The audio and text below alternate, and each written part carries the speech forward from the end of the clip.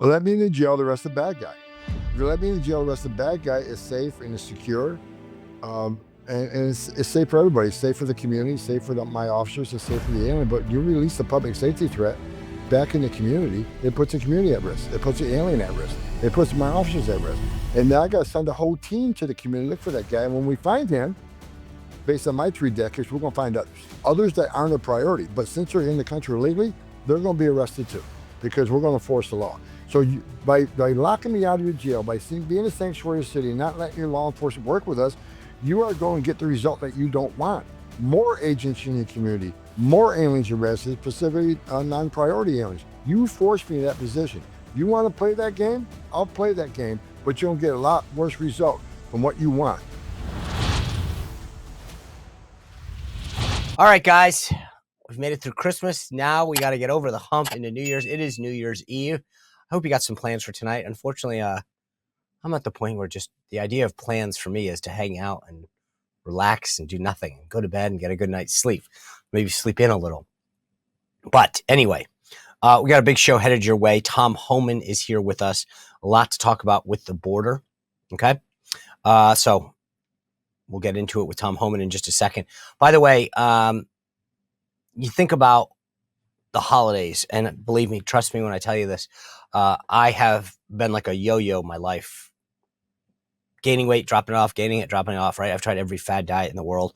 Holidays are very, very tough. But I've been able to maintain my weight because I have started working with the folks at PhD Weight Loss. And if you go to myphdweightloss.com, you'll see what I'm talking about. I've mentioned this before if you've been watching the show, but when I talked to Seb Gorka, he had dropped a ton of weight, looks fantastic. And this isn't because of some pills or shots or anything like that. He hooked up with the people at myphdweightloss.com, and they gave him a personalized plan, a lifestyle change, not a fad diet, about how he could eat better and get in better shape. And this is something that we all, it's New Year's. We're all making our resolutions tonight. I don't know what yours are.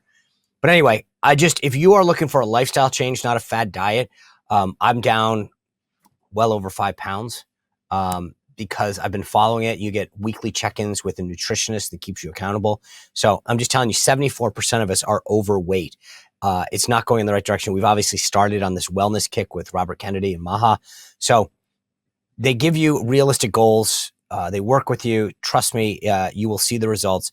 So they send you, they send you this box of food that you pick out. You check off what you like, and you get all sorts of starter food that comes free with your cost of the program. So you will not regret this. Try calling them at 1-864-644-1900. You might have to wait, because tomorrow's New Year's. I don't think they're open, but you know what I'm saying. Or go to myphdweightloss.com. Someone will get back to you. Obviously, that's probably the smarter thing. myphdweightloss.com. Get you going. Your 2025 started off right. All right. It is New Year's Eve. And I want to look forward, because I think that's the important thing right now, to look forward to say, what's 2025 going to bring? And for a lot of us, that means Donald Trump's inauguration and how things are going to change, or Republican House or Republican Senate, actually a Republican Supreme Court too, or a conservative Supreme Court. This is our moment. This is our time. But as I look back on 2024, you sometimes forget how far we've come. I mean, just think about it for a moment. All the DEI crap that we were dealing with, trying to get jammed down our throat, like we were the bad people, right? If you didn't accept the woke policies, the DEI policies, then you were the bad person. And that's pretty much how we started the year, being chastised. And then we went through this election. I mean, it's interesting. There's that old saying, may you live in interesting times. I was basically a government and poli-sci major in college.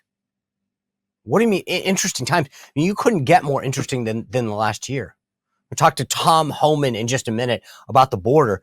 Who would have thought, just stop in a moment, and who would have thought that one political party would have been like, yep, we're just going to open the border up, let everyone in. If you told me that when I was in college or 10 years ago, hey, one party is going to support open borders, I would have been like, you're nuts. You can't have a country. I mean, And let's face it, they did it for political purposes because they realized that their base is not with them anymore. The Democrats are not the party of working men and women anymore. That's just a fact. It is just a fact. Union leadership might still be with the Democrats, but not union members. They're Republicans now. And then you have these DEI policies saying that if you didn't use somebody's pronouns, you were a horrible person and you could like be attacked or punished because I didn't call a biological male she or they, them, or 80 other little words that I still don't understand how that's possible. When you think about this politically, okay, on an issue front, we learned about the Maha movement. We called it that. It manifested itself into it. But think about this. For all the technology that we have, all the mediums, it took a guy like Bobby Kennedy, and there's many others, just don't get me wrong, like who have been part of this. And I don't mean to minimize him, but I think Bobby's megaphone was bigger than everybody else's. And we're now realizing that these government institutions that we trusted have massive conflicts of interest. That's number one. Number two, they lie to us.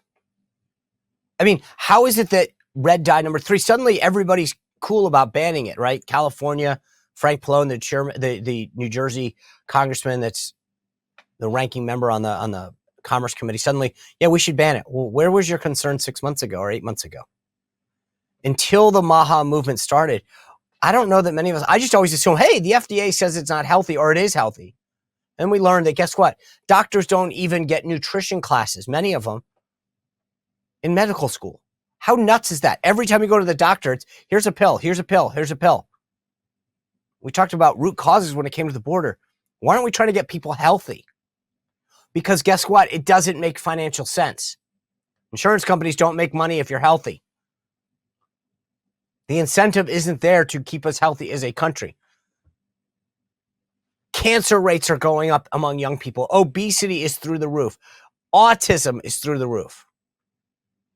Life expectancy in the U.S. down. Aren't we curious? What's going on? I mean, there's so many questions that I think need to be answered. And I mean, I'm glad we're finally answering them. So I will say this, and by the way, think about this politically. When in your lifetime, if you told me, hey, the sitting president's going to get pushed out and they're going to literally this is, they're going to call for the new pitcher. Let's put the Kamala in. No way. Never happened. Can't happen. And they did, hey, screw the rules. We're doing it. I think we're going to see a big change in 19 days. So yeah, January 20th, we're about to see a whole new world. I mean, think about tomorrow. I mean, we talked about this with Pastor John, the genders. I mean, this is insane. Hopefully, when President Trump and his team get in control, we're going to see a big change in our government. Tom Homan's going to talk about this in just a minute. What should we expect when it comes to stopping illegal immigration, protecting our country? No one better than Tom Homan. He's going to tell us all about it. What is the DOGE, the Department of Government Efficiency, going to be able to accomplish under Vivek? And these are all things that I think I'm excited about.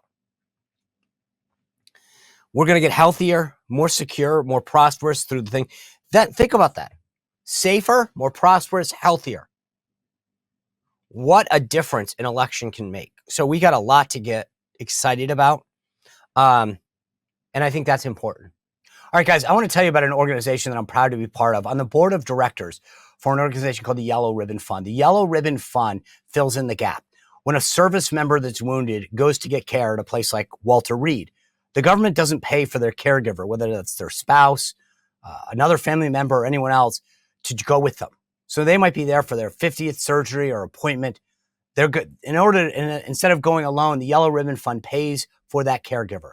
All the transportation costs, the cars, the taxis, the rides, the airplane, the hotel rooms. We want that wounded service member to get the care that they need and make sure that it doesn't harm their mental health by having to go it alone. So if you can help me help the Yellow Ribbon Fund, go to SeanSpicer.com/Yellow Ribbon. SeanSpicer.com/Yellow Ribbon. Thank you for your support. All right. Without further ado, I want to bring in the new border czar that is going to bring security and safety and restore lawfulness to this country, Mr. Tom Homan. Tom, welcome to the show. Thanks for joining us. Thanks for having me, Sean. So walk me through, the president did this big interview on Meet the Press. He made a lot of news on immigration. One of the things that he talked about is stuff that's going to happen on day one, these executive orders. He said that there's a lot of things from energy, but he obviously pointed out the border. What are you guys looking to do day one that's going to make a difference? On day one, there's three different rails, I would call it. One is secure the border. Second is start a deportation operation, and third is to find the 340,000 missing children. So look, we're gonna end catch release on day one. No one's gonna be released from the border. We're gonna continue the border wall construction. We're working with Mexico on to put the Remain in Mexico program back in. Basically re-up the previous Trump policies that were most effective. That's the Remain in Mexico program, third safe country agreements, and catch and release. On the border, we're going to day one. We're going to concentrate on those in the country illegally that are a public safety threat, convicted criminals, and we're already working on that targeting in the major cities. So we're going to prioritize public safety threats and national security threats without a gauge. Third thing is we're in the middle of creating a task force right now to find over 340,000 children that were smuggled in this country, released by the Biden administration to unvetted sponsors, not property vetted sponsors, and find many of these children, because some of these children are going to be in forced labor. Some of these children we're going to find in sex slavery. So we got to save these children, get them with their families. We'll do the immigration consequences after, but these are the three rails we're going to start on day one. I've never heard that number before. So that's that many children that we're talking about. It's almost like the media has ignored it. Of course, they've ignored it. They're still concentrating on the 2,500 family separation that happens during zero tolerance. So they want to keep beating the brush on the 2,500 people that were families that were separated because the parent was prosecuted and the child don't go to jail with them. That happens to U.S. families every day, thousands of times across this country. But they want a different set of rules for illegal aliens. But no one wants to talk about over 300,000 missing kids. No one wants to talk about the thousands of angel moms and dads who buried their children because their children were killed by someone that was in the country illegally.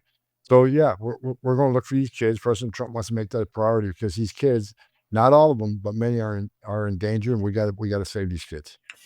You know, you had this epic exchange with Alexandria Ocasio-Cortez when you were testifying in front of Congress, and everyone likes to talk about family separation, but I think, Tom Homan, you gave the best example I've ever heard someone give when it comes to family separation, hearkening back to your days as a cop, where you said, what do you think if someone gets pulled over for, I think the example you used was DWI. You know, we arrest the parent. What do you think happens to the kid? I mean, I don't think people fully appreciate the fact that it happens every single day in America.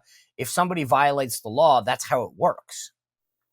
Yeah, it's unfortunate and it's sad, but it's part of law enforcement. I was a cop in New York. I separated families, whether it's a DUI or a domestic violence call or whatever. We separate families. And the child goes to CPS temporarily, and that happens thousands of times across the country. But when we tried it during the Trump administration, the whole purpose we did zero tolerance, where children were dying on the border every day. 31% of women are getting raped by the members of cartel. So we said, look, maybe we start prosecuting them, they'll stop coming. And maybe there'll be less rapes. Maybe there'll be less children dying. And you know what? The numbers on the border did drastically decline during that time. However, it's an unfortunate part of the business, but families get separated. But again, the media wants to keep concentrating on that and ignore the fact they've lost over 300,000 children to unvetted sponsors.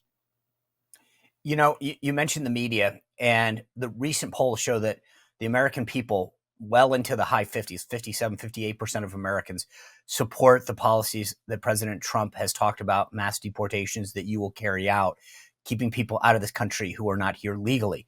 But I thought what was really interesting in the Meet the Press interview yesterday with Christian Welker is that President Trump said, you know what's going to happen?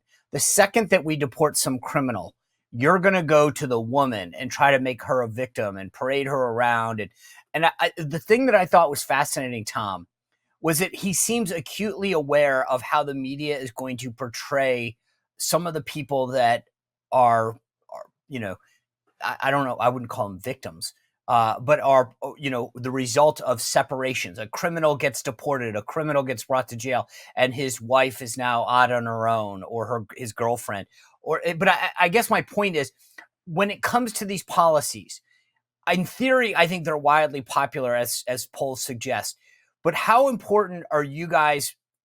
How much are you paying attention to sort of the public perception that's going to be part of this in terms of the media coverage and the reaction that people will have based on how the media will portray this? Well, look, the media is they're going to vilify us like they did the first time. And it's unfortunate because, I've been out there ever since President Trump announced me. I haven't waited to start my campaign of what I'm going to do. I'm out there talking to people every day and what we're going to do. We're going to be very transparent on what we do. We have to be, because we can't lose the faith in the American people. We need to show the American people we have to do this, and we're going to do it in the most humane way possible. What really concerns me is that we know they're going to find the first crying child, the first crying wife, and play it out. But here's the problem. I know President Trump talked to this interview. People say, "Well, you're going to separate American children from the illegal alien parent." Well, that's not my problem. The illegal alien, when you come to this country and you're here illegally, and you choose to have a child here, and that child becomes a U.S. citizen because of birthright citizenship, you put yourself in that position. You put your family in that position. If we want to send a message, enter the country illegally, which is a crime, remain in the country illegally, get ordered by an immigration judge and don't leave, then have a U.S. citizen child, now you're off the hook. Now the final order of the court doesn't mean anything. Now you get amnesty. Now you're immune from our laws. No, because that's a message we send every illegal alien that comes to this country. First thing they'll do is have you as a citizen child. That be their get out of jail card, their get out deportation charge. We can't have that. We got to send a message to the world. There's a right way and wrong way to come to this country. Now, if you have a U.S. citizen child, we're not going to deport the child. It's illegal to deport a U.S. citizen, but you got to make a decision. Do you leave the child here, or do you take them with you? That is your call. You put yourself in a position, and so we're not going to apologize for doing our job. But we're going to be very clear and very transparent. We can't lose the messaging on this. During the first Trump administration, we lost the messaging when it came to zero tolerance. This time we're not. We're going to show people every day that when I say we're going to concentrate on public safety threats and national security threats first, that's exactly what we're going to do. However, if you're in the country illegally, you're not off the table. We'll eventually get to you. See, I love how you guys are approaching this time, because I've told people, and you're the prime example of this, these 4 years out of office have allowed people like you to really think through the policy in a way that I don't think we had the opportunity to do so taking office the first time in 2016. And this understanding of the media reaction and how they'll try to portray this is brilliant, because you guys are so far ahead of the game this time. And I want to pick on two things that you said. I want to touch on birthright citizenship in a second. But the first thing you said is this. So if a person is a criminal or being deported and they have a U.S. A child that was born in the U.S. and has citizenship now under our law, how does that play out? You touched on it a second, but just walk me through. That person gets deported, and what are the choices that they would then have? Well, the subject is going to be deported, and if he has a U.S. citizen child, if he's the parent of that child, then he's got to make a decision like you and I would. What are we going to do with the child? You can certainly take the child with him. That's probably the right thing to do. The child will still remain a U.S. citizen, but if he wants to be with the parent wants the child to be with him, he can certainly take him with him, or he can leave him here under the care of another spouse, a spouse or a relative. But we cannot prevent deportation simply because you chose, while here illegally, while already being ordered deported by a federal judge, that you have a child and all of a sudden you're immune to the court order. Because if we're going to start playing that game, you're never going to solve the border crisis. Number two, if the court order doesn't mean anything, then what the hell are we doing? Might as well just shut down the immigration court, because it's a waste of time. Court orders don't mean anything. They won't be executed. Might as well take the border control off the border, because there's no consequences. And that's why one of the biggest justification people this mass deportation is inhumane, it's racist. No, it's not. On the end of a historic illegal immigration crisis, where over 8 million people have been released into this country, and based on immigration court data, 9 out of 10 of those people, based on immigration court data over the last decade, will get an order removal because they simply don't qualify for asylum. They made a fraudulent asylum claim. So knowing millions of people have been released in this country that after they across the border illegally, which is a crime, knowing that 9 out of 10 of those millions are going to be ordered deported by a judge, we have to execute those orders. Because again, if not, we're sending a message to the entire world. It's okay to cross a border illegally, even though it's a crime. It's okay to ignore a judge's order. But if you have a U.S. citizen child, or even if you don't have a U.S. citizen child, we're going to let you stay because we don't want to be the big bad government to deport you. We will give anybody in this world due process. You want to make an asylum claim? You can make that claim. You want to see a judge? We'll make that happen. But at the end of that process, if you're ordered removed, you must be removed, or due process means squat. So that's the way this legal system in this country is set up. We got to follow the laws enacted by Congress. So the second part about this, you keep mentioning if you have a U.S. citizen child, right? President Trump touched on this in the interview, saying, all you have to do is basically touch U.S. soil and you have a baby, they become a U.S. citizen. That's birthright citizenship. There are a lot of constitutional scholars that claim that is inherent in the Constitution. He says he's going to deal with it day one. How involved are you with that process, and what is it going to look like? Look, I'm working on it, and I actually think if you look at birthright citizenship, first of all, it's a magnet for people to come to the country legally. It's an incentive because again, a lot of pregnant women come across that border for the sole purpose of having a child here. We got birth tourism. When I was ICE director, we shut down an operation in LA where they were bringing thousands of people from China and Russia simply to come here and give birth and have a U.S. citizen child, then go home. But they wanted a foothold in the United States. They wanted access to social service programs. So, and that's illegal. And we shut down 2 organizations that were doing that. I actually think, look, I'm not a constitutional scholar, I'm not an attorney, but I think in that Supreme Court case, which is 125 years old, Wong versus the United States, they said a child born here was a U.S. citizen, but he was born to 2 aliens that were legally in the United States. The court never looked at someone who entered the country illegally, which is a crime, remains here illegally. Is that child, if it's born, actually a U.S. citizen? Because I don't believe that's so. So Well, can I again, ask you this, Tom? If you're a diplomat, I'm the ambassador from blah blah blah, and I come here and have a child, is that child a citizen? I believe so because you're in Oh, the I country actually, legally. my understanding is that if you're here diplomatically, that child isn't a citizen. I just wonder if it's not a blanket thing, then clearly there is a loophole in it. Well, again, looking at the Supreme Court case 125 years ago, you're talking about someone that's legally here, and under the control of the United States government. I forget the terminology used, but as a guy who can read, I can certainly read what it says. I think it's up for debate. I think it's a question that needs to be settled by the Supreme Court. Let's get a final answer to that question that's never been dealt with. When someone here illegally has USC kids, that question's never been posed. So let's put it in front of the Supreme Court and see what they say, because it's an unanswered question for decades. And I'm telling you, even when Barack Obama was president, Jay Johnson was the secretary. We had a family search. Jay Johnson himself approved a family operation. We go find these families that had their due process removed and ordered removed. So Jay Johnson said, let's go find these families, make sure they leave. That's ordered by the court. When we went on that operation, looking at these families, 46%, 46% of the women were already pregnant or had a U.S. citizen child since you got here. So it is a big incentive that drives illegal immigration. When with your role, you were the acting ICE director in the past. You've been you've had a lot of roles. I understand this. What is it? Explain sort of how this role, as sort of, we're referring to as the border czar working out of the White House, is going to be different and give you more. What does that give you in terms of latitude to affect change? Well, I have much more authority than I did as ICE director, and plus, talking to President Trump, we're doing things a little differently because whatever happens on a border, there needs to be one stovepipe. There needs to be exact coordination what happens on the border. So, a lot of people touch the border. DOD touches the border. DHS touches the border. HHS touches the border. DOJ touches the border. You got all these different branch DOI, touches the border. So we decided rather than having like 10 different stovepipes coming to the White House dealing with the border, all those stovepipes roll into one stovepipe called the border czar. So I can coordinate interagency efficiency, interagency communication to make sure we're on the same page.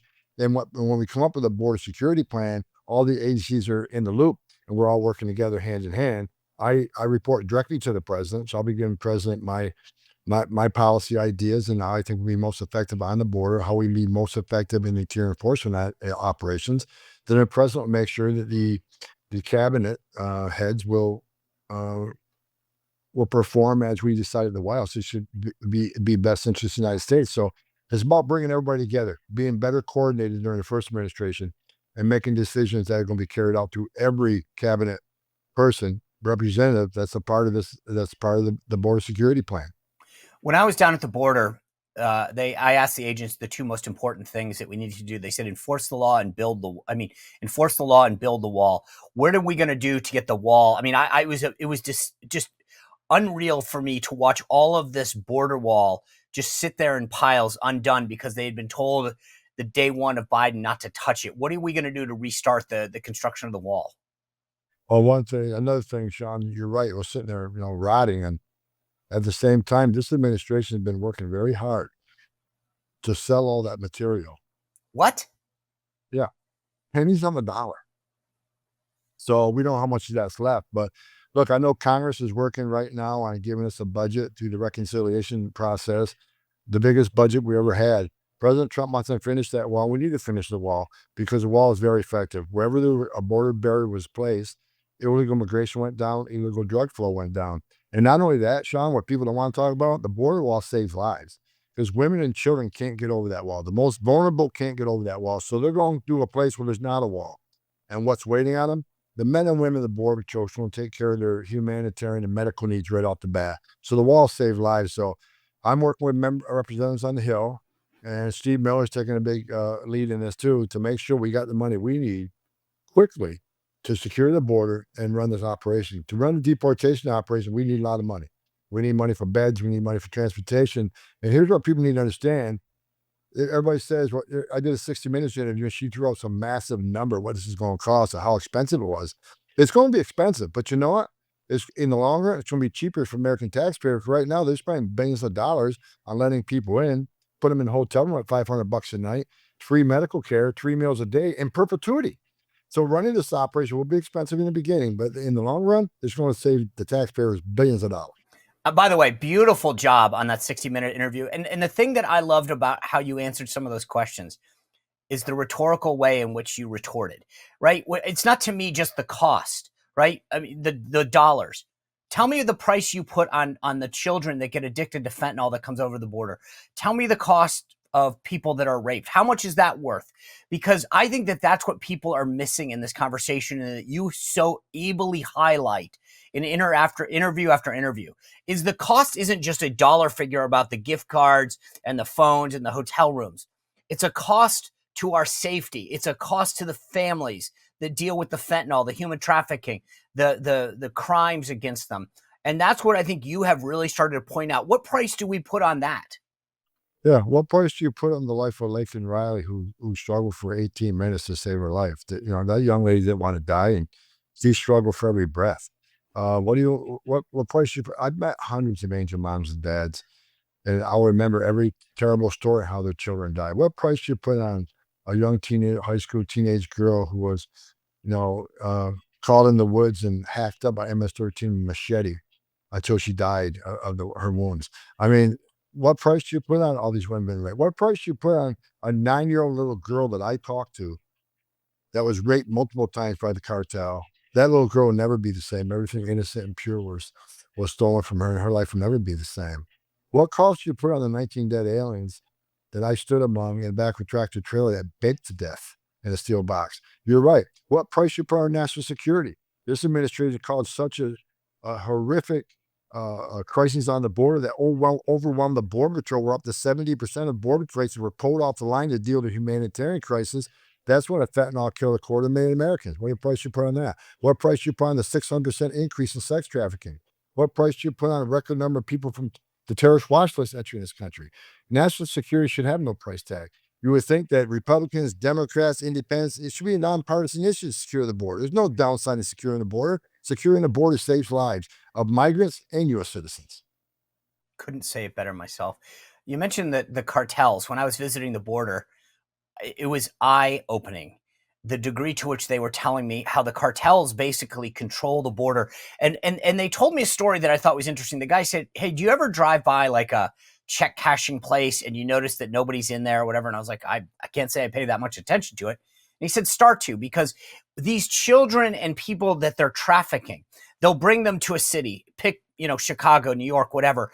And then they'll basically say, okay, you work in our restaurant, you live in our places, you cash your checks at our place. And they've got an entire economy that's being run on people that are trafficked illegally into the country. How important is it to address the cartels? Well, the President Trump has made it clear that the cartels are going to be a designated terrorist organization. That way we can attack them all over the world.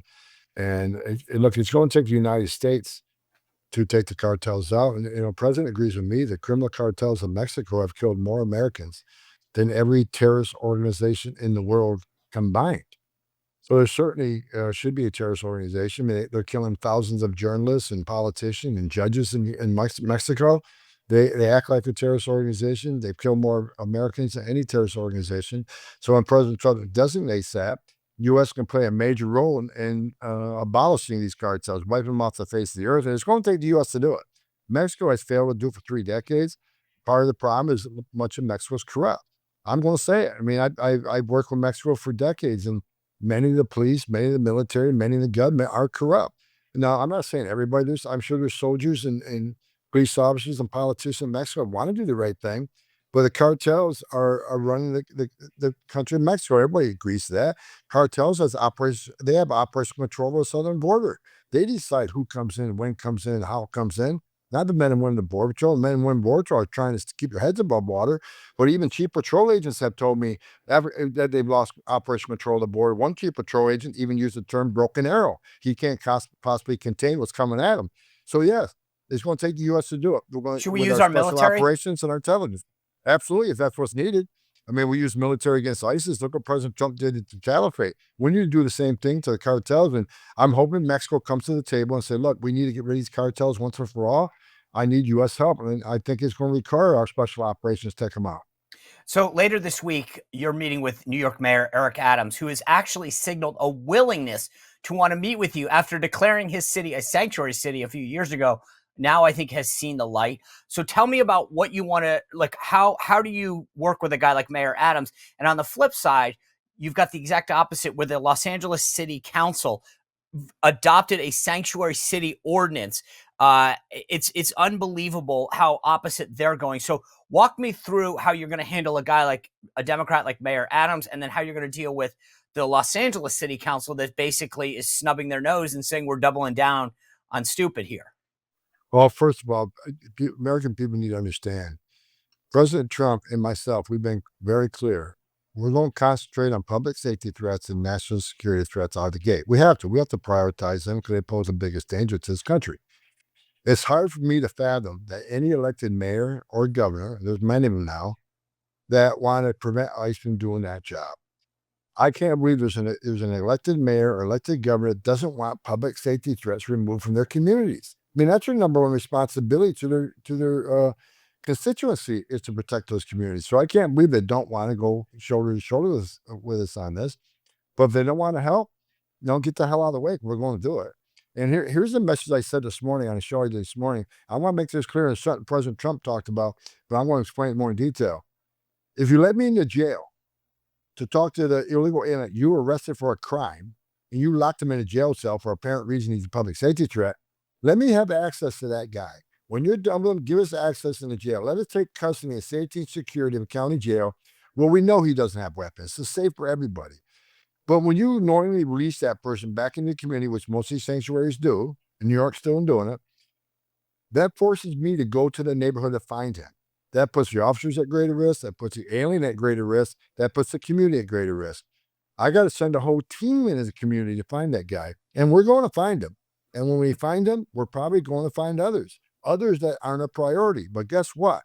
I'm not going to instruct immigration officers to turn a blind eye to someone standing in front of us in the country illegally.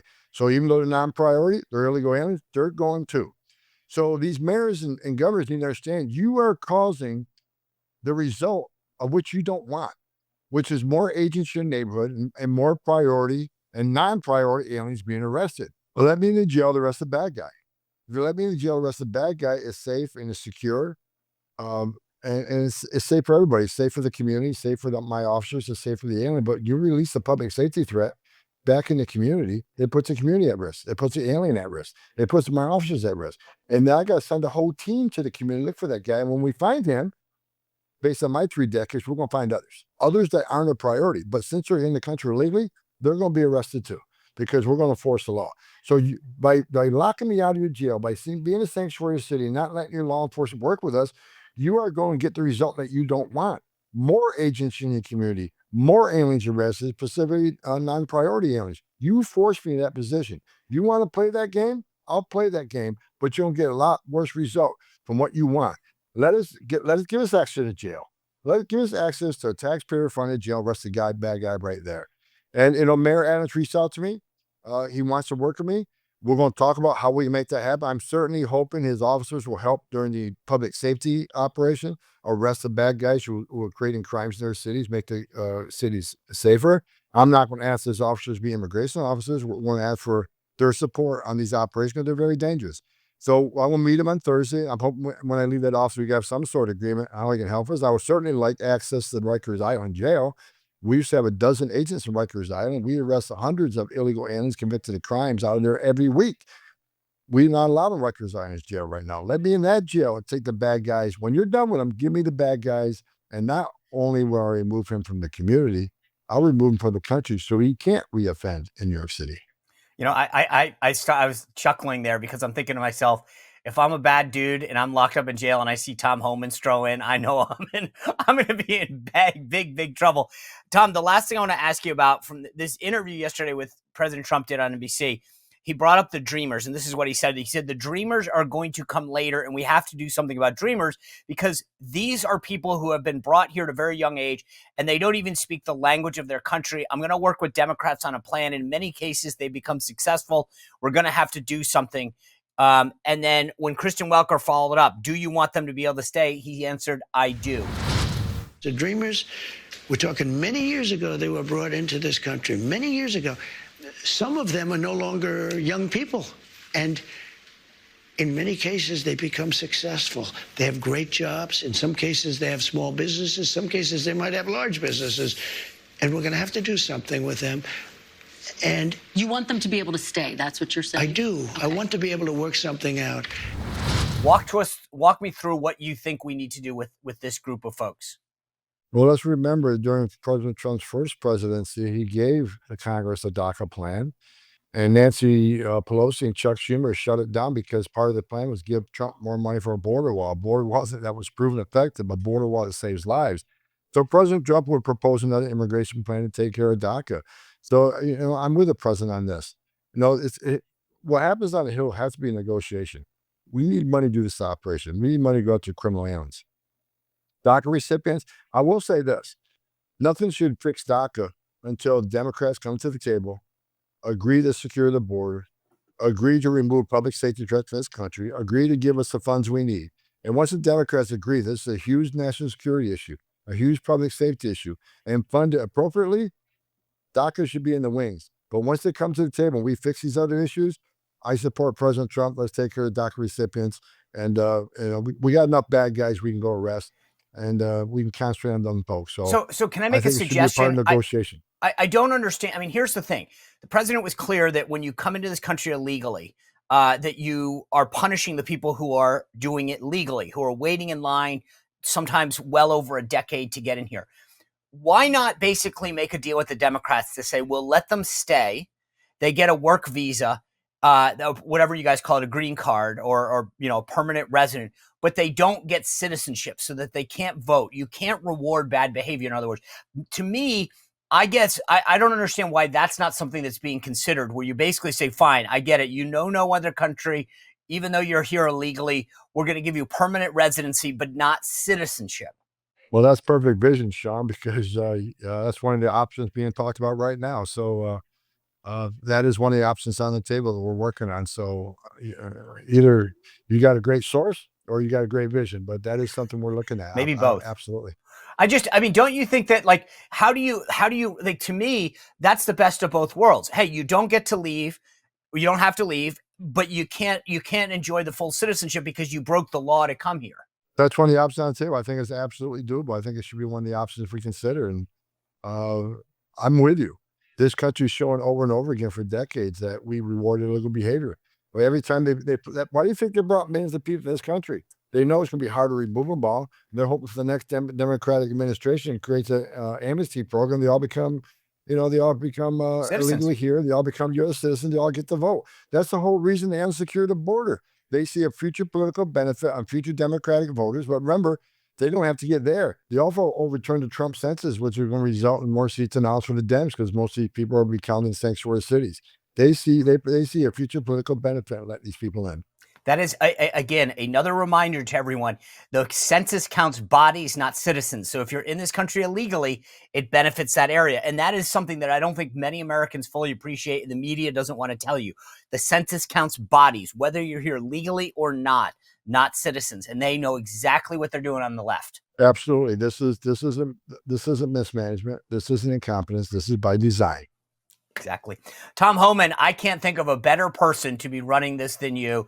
I appreciate you coming back into service. I know you're like that scene in The Godfather where they say, I tried to get out, but they keep pulling me back in.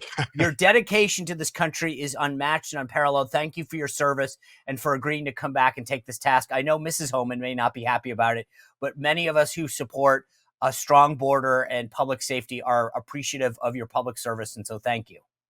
Actually, Mrs. Homan is one that told me I need to come back. This is the second time I'm retiring for Trump. I said, well, should I do it? I make a lot more money now than I do as a government employee. She goes, well, you need to go back when we get divorced.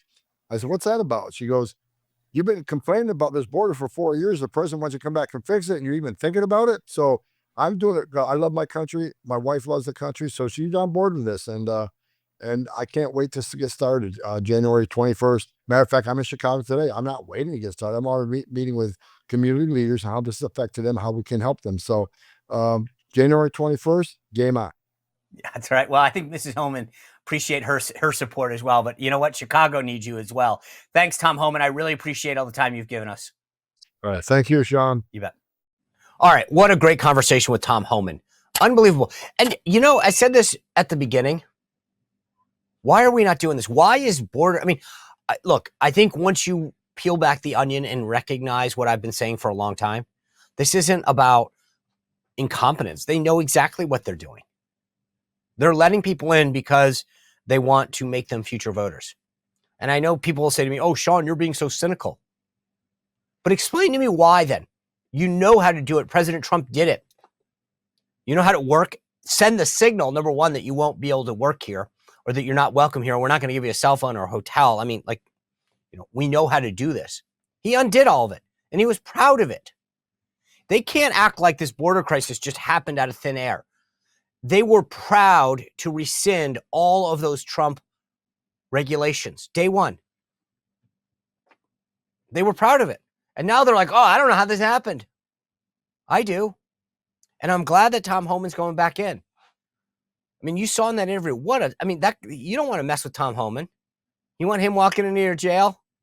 Oh, and city after city, you saw this with Mayor Adams like a month ago, the mayor of New York, saying, okay, I'm going to work with the guy because they've seen the costs of their cities. The financial cost, yeah, housing them, the effect on schools, but also on crime, their own citizens, the people that actually vote for people like Mayor Adams and other Democrats running these cities. They're getting hurt. They're getting raped. So they suddenly went, oh, yeah, maybe that's not a smart idea because, maybe the long-term plan was to make these guys citizens. But until then, the people who actually vote for us, they're not excited. They're not happy. So I'm glad that Tom Homan is finally doing something about this. This is the right guy for the job, by the way. He's not going to kid around. And the American people, we see this poll after poll, support this. So Tom Homan's going to have a lot of support. And by the way, fundamentally, this question I ask over and over again to everybody. When the media says, oh, how are you going to do this? And well, wait a second. Why are you guys not supporting the law? What other laws should we be able to flaunt and break? It is against the law to enter this country illegally. No other country would put up with this. Why do we? What other laws? If you don't think that those laws are acceptable, by the way, I told you this when I visited the border. The second time you do this, it's a felony. Why are we not arresting them? You need to send a signal to the cartels and everyone else. If you come here, you won't work, you won't get free gifts, and you're going to jail. That'll stop it. And I think that that's what's going to happen in the Trump administration. The first thing that's going to happen is that a lot of these people who think that they're going to get free gifts by coming over the border aren't. And we need to reform our asylum process. Yes, we need to take care of people. We're a nation of immigrants, but do it lawfully. The first act cannot be breaking the law. All right. Before I end, I want to just tell you guys one quick thing. I've told you about the consequences of the election. We voted for change. I have voted in my own life with my wallet to try to buy things that are American made, that are safer for my family, not toxic, and from companies that support my values. We've done this before with some of the other products. We talk about it. Well, I found a site that puts all these products together. We're talking household products that for cleaning, for hygiene, soap and shampoo, all that kind of stuff. It's a non-toxic line made in America. By the way, when I say non-toxic, they don't even have safety caps on them. And all of the hair care and the skin care meets standards well above Europe, right? So we talk about that. It's such a better alternative to Walmart and Amazon. And by the way, you're actually supporting manufacturers that support our values. So there are over 2 million people that are doing this. And this is why I've done it, right? So if you're interested in joining me, you can get a video that explains what exactly I'm talking about. Just text this number, 276-500-1185. All right, do me a favor. Try it. See what I'm talking about. Text the number 276-500-1185. Tomorrow, Victor Davis Hanson, Mike Huckabee, Mick Mulvaney. We've got a big week coming up your way. Always get up-to-date information by going to my newsletter, SeanSpicer.com, and signing up. It's free, although you want to be a VIP member? Thank you. I welcome that. Or gift it to somebody if you think someone could benefit from it. Have a safe and fun New Year's. We'll see you back here tomorrow on New Year's Day.